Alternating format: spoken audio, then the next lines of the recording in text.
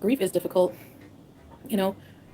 I remember people like really judging me for like how I was processing my grief. I mean, it's weird to me. Like it's out of nowhere. I'll just be in bed, and I dream about my grandmother a lot. Like we're doing things together, and then I'll wake up like super like, um, almost like disassociated from reality, as if like I can't believe she's gone still, you know. So it's like you kind of just forget about it until you don't, you know, and then you feel like a sharp like pain in your heart, like oh my gosh. And then I start thinking of like how it was like I can still smell her living room, all her plants and lavender stuff she liked, you know. Yeah, sometimes you don't fully ever get over it. You just learn to deal with like you just forget about it in between sometimes. Like she's not online bawling, so she didn't grieve, kind of thing, you know, that kind of judgment, you know.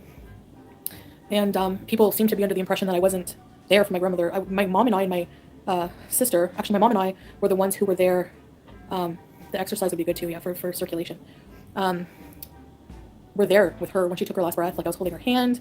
I told her she could go, and we were there like every day, like right up to the last point. So, because I was like the one probably the closest to her. I was gonna stay off YouTube, and then I'm just like the truth is, you guys actually like at night the routine of just like talking to you guys, like unwinding and talking to you guys.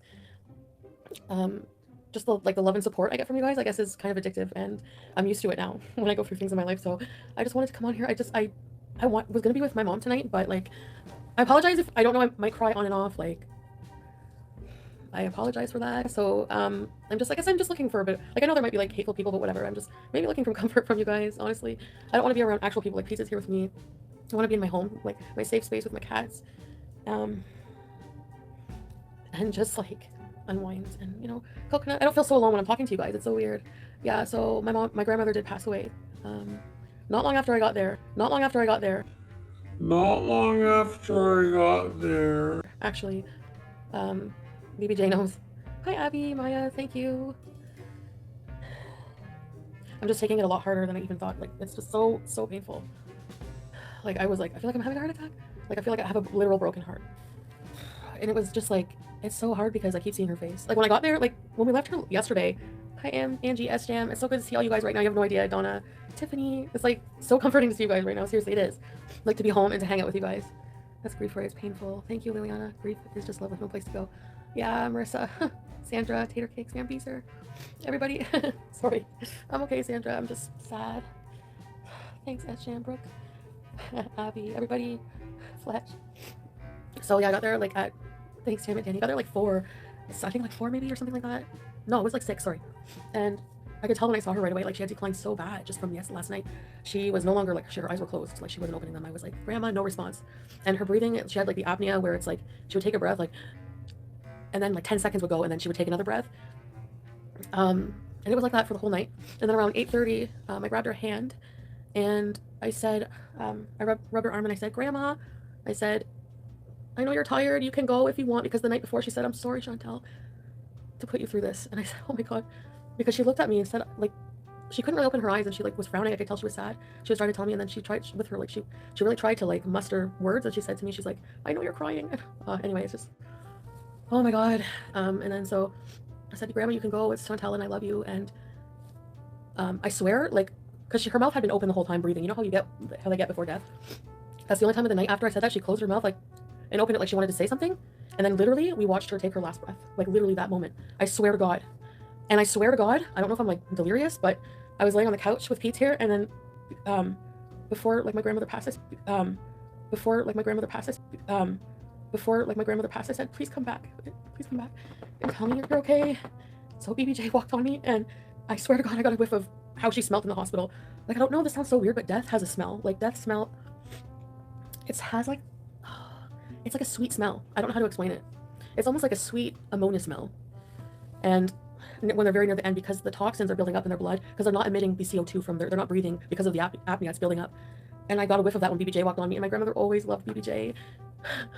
And I just, like, I got chills right now. Like, I just know, I don't know, I just know she's somewhere. And I'm just gonna tell myself that anyways. Sorry guys, it's like, I don't know. It's bittersweet, you know, it's like, death is sad, but it's also a relief, because you don't want your loved ones to suffer, you know? Hi, Fun Beezer. She was a second mom to me, seriously. I don't want you guys to think I'm on here crying for super chats. I'm not. I'm seriously not even thinking about that. I seriously just get comfort from coming on here and talking to you guys. Like, I'm already feeling a bit better just like talking about it, like letting it out, you know? And it's easier to talk to you guys than it is to real people in my life. It's so weird. I'm just so happy I got to hug her. Like, I couldn't stop hugging her. They took the rails down and I got to hug her. It was weird not hearing a heart, you know? It's just like, it's like my first experience with like death. That's really affected me. And it's just like, it's like heartbreaking. Most is how seeing the other family members are hurting, you know? Anyway.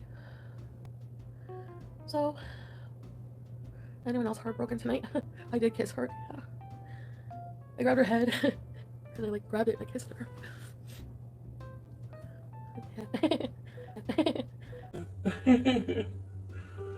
Oh, thanks, guys. No, I just also wanted to thank you guys, yeah, for for all the love and support you're giving me. Like, it means a lot. It really does, for sure. Like, you know, for sure. It's like we're just strangers on the internet, but at the same time, you build bonds with people, you know, even if it's just virtual. So I do feel a sense of support from you guys and stuff like that. Grieve however you need to grieve. Yeah, I felt like being alone, like away from like the real people. But like whoever I'm living with, obviously, is different. You know, if I'm living with you, it means I can tolerate you. Like usually I can live with a lover or usually Pete because. Well, I can always live with a lover or an ex-lover, usually. Like, I could probably live with BB easily. Like, they're easy to live with people, or else I would never have lived with them or dated them, you know? Or, anyone I have an interest in, I could, you know, so, but anyway.